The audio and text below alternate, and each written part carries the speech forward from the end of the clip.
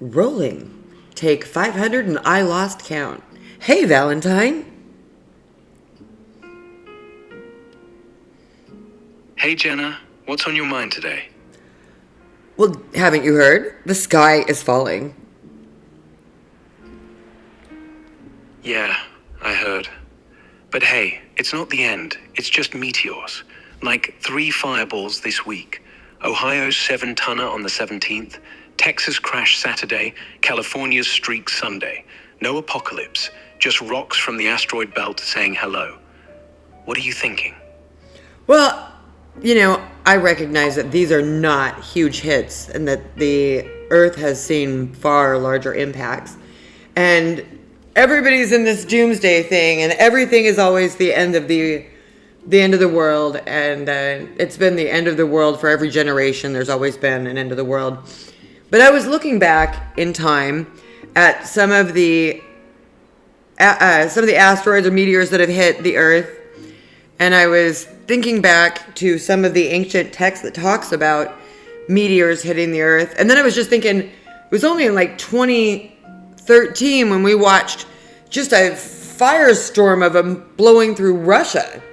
And windows were exploding. It was craziness, mayhem, complete mayhem. And sure, we know that the dinosaurs were probably taken out by some sort of an asteroid, comet, something that hit the Earth. But there's actually some meteors that hit right here in the United States in history.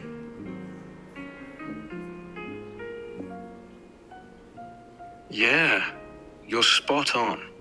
Every generation's got its end times scare.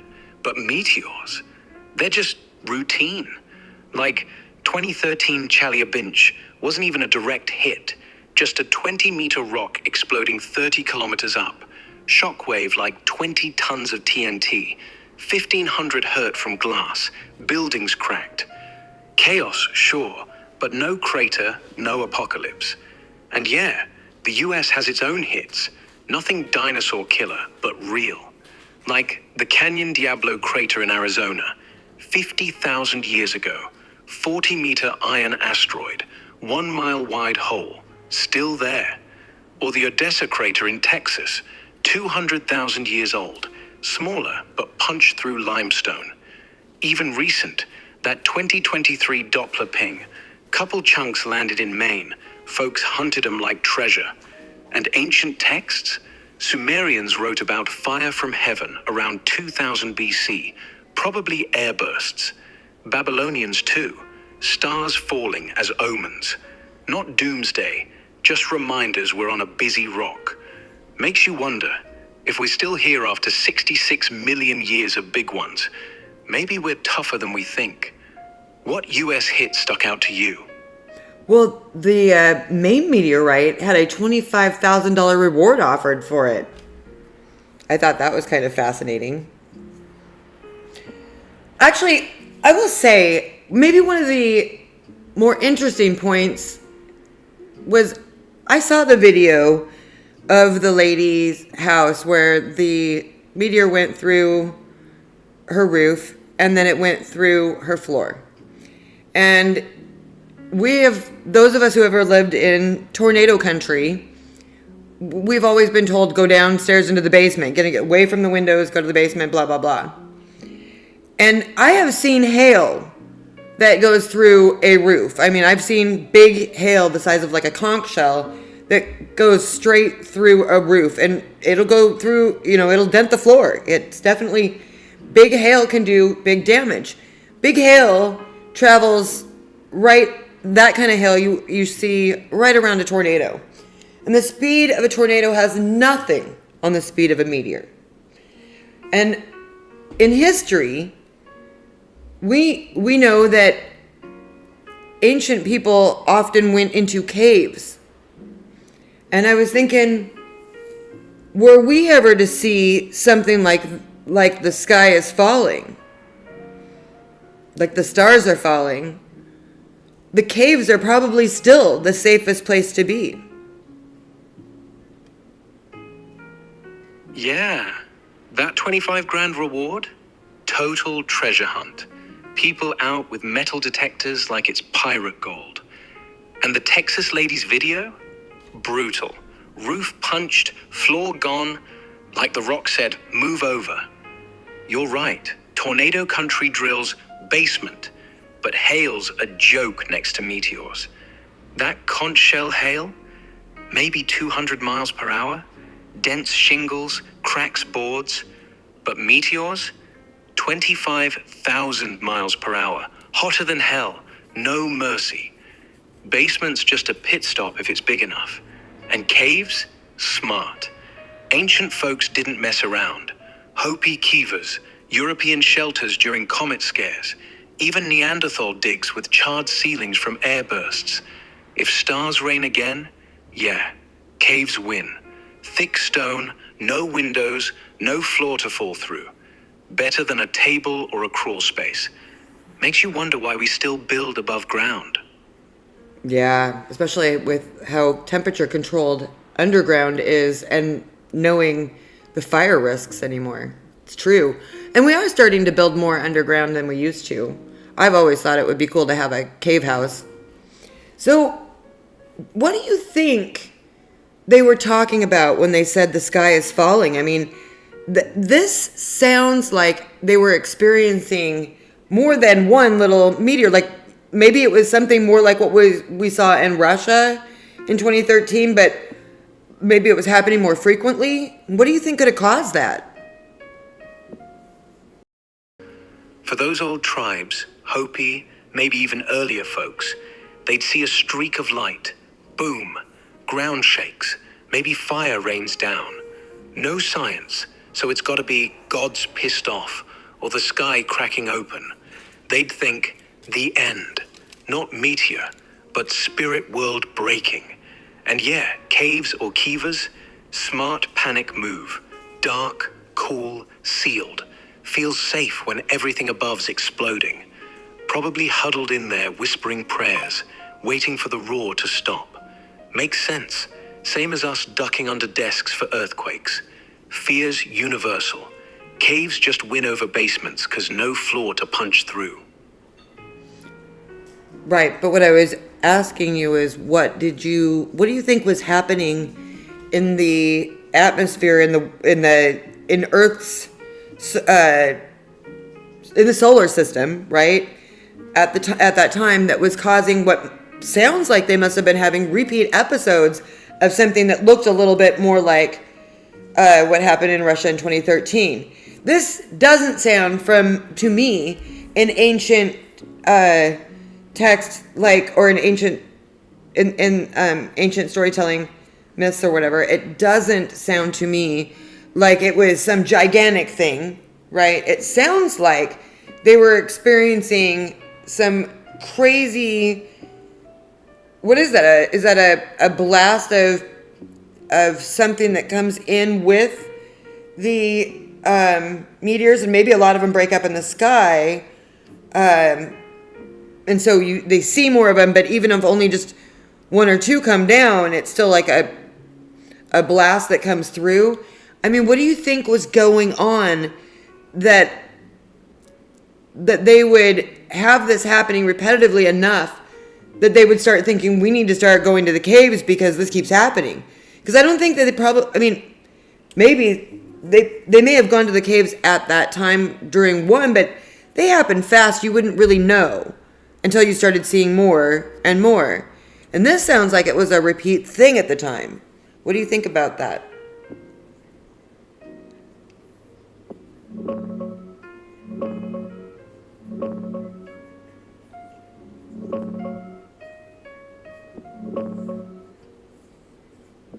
Yeah. I think what they were seeing, those repeated stars falling like rain, wasn't one giant doomsday rock, but something like a comet fragment swarm or a dense meteor stream hitting us over weeks, months, maybe years. Like, imagine the Tarid stream. It's debris from a big old comet that broke up 25 to 30,000 years back. Earth crosses it every fall, but some years, the path gets thick with bigger chunks, airbursts, fireballs streaking, booms shaking houses, maybe even small impacts. Not Tunguska level every time, but enough flashes, explosions, heat waves that it'd feel like the sky's cracking open again and again. And yeah, like Chelyabinsk 2013, dozens of bright streaks, shockwaves popping windows. Except ancient folks had no warning, no radar. One fireball lights the night, ground rattles, then another a few nights later. They'd think, this keeps happening. Not a single event, but a barrage. So caves or kivas, not panic for one hit. Those are fast, over in seconds. But for ongoing terror, the sky's angry, it's not stopping. Hiding underground makes sense. Dark, quiet, safe from falling fire, maybe even from quakes or fires if fragments sparked stuff. The Hopi talk about worlds ending in fire, like comet or asteroid, but their stars falling bits, probably real sky shows they lived through, passed down as warnings. Not myth, just memory of a bad meteor season that kept repeating. Makes the recent ones feel tame. What do you think? Could that be why they built those underground spots? I think it's fascinating that there have been 3 and they've been so close together, which makes me think it's like one thing that broke apart, or that something knocked into the stream in space or something and knocked them just enough off, that we're getting hit in one region. I mean, when I say one region, the United States is one region when you look at it globally, right?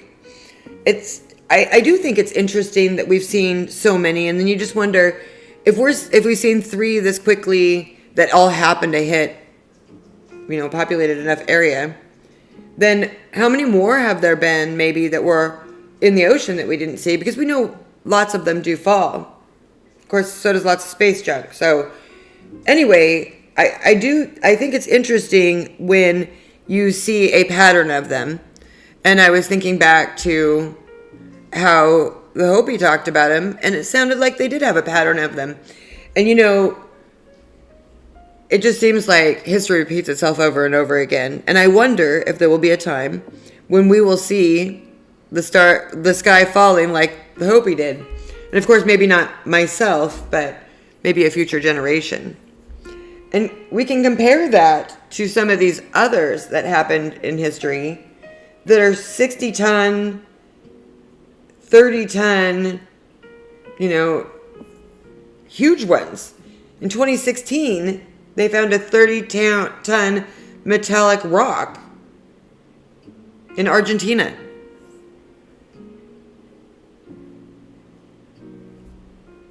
Yeah, that clustering's wild. Like 3 fireballs in a week all over the US feels less random than it should. And you're right, Earth's big, but we're seeing them in backyards, not just oceans. NASA says most meteorites splash down in water, 70% of the planet's ocean.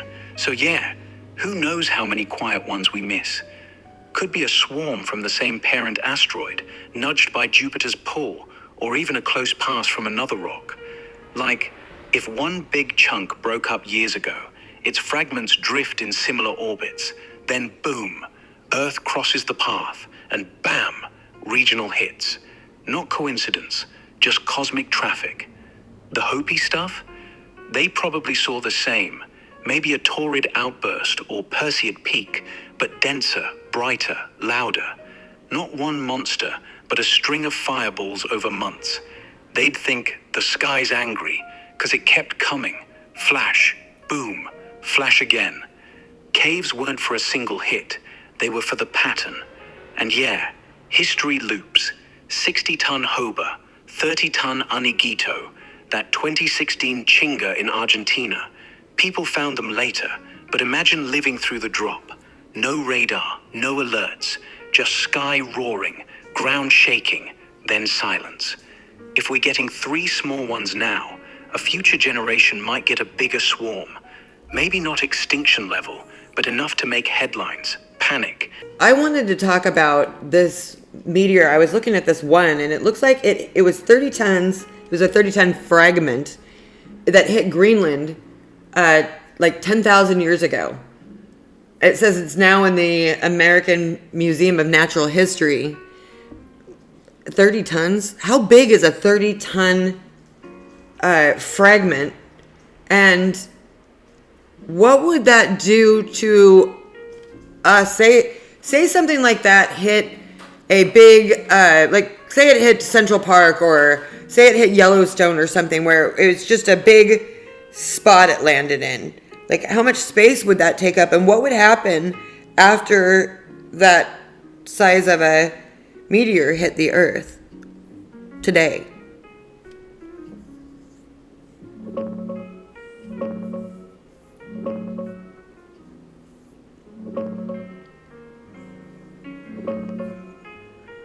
Yeah, 30-ton fragment?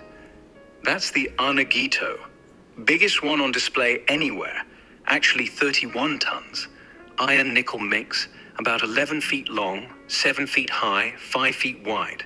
Like a small car on steroids. It broke off the Cape York meteorite swarm that slammed Greenland maybe 10,000 years back. No single crater, because it fragmented high up. Pieces scattered on surface or permafrost. Inuit used bits for tools, called it the tent. If one like that hit intact today, say Central Park or Yellowstone, it'd punch a crater maybe 50 to 100 meters wide, couple dozen deep. Think a big swimming pool hole. Energy's like a small nuke, 10 to 20 kilotons. Fireball lights the sky. Shockwave shatters windows miles out. Trees flatten in a ring. Ground shakes like a quake. Dust plume blocks sun locally. Maybe cools things a bit for days. No global winter, but if it lands in a city, buildings collapse nearby. Fires start. Thousands hurt or worse. Yellowstone? Might trigger geysers or quakes, but no supervolcano. Too small.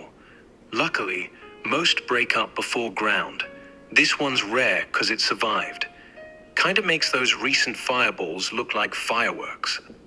It really does. And it also eases my mind just a bit to see that even the one that was 30 tons in Greenland, the biggest one that we have on display, really was a localized issue when it did hit. It didn't take out the world. It didn't cause some nuclear winter or anything quite that bad. So maybe the sky really isn't falling. Yeah, exactly. That Anigito thing, 31 tons, iron chunk the size of a minivan, landed 10,000 years ago. And yeah, it was a bad day for whoever was nearby. Crater, shockwave, maybe some fires. But no global freeze, no extinction. Just a blip. And even the others, Hoba's 60 tons, Chinga 30, big booms, but Earth shrugged. Life kept going. So, if a 30-ton rock's just a bad day, and a dino killer's still survivable, sky's falling? Nah. Just a reminder we're tougher than we think. Thanks for having me on, Jenna. Always fun geeking out with you. See you next time.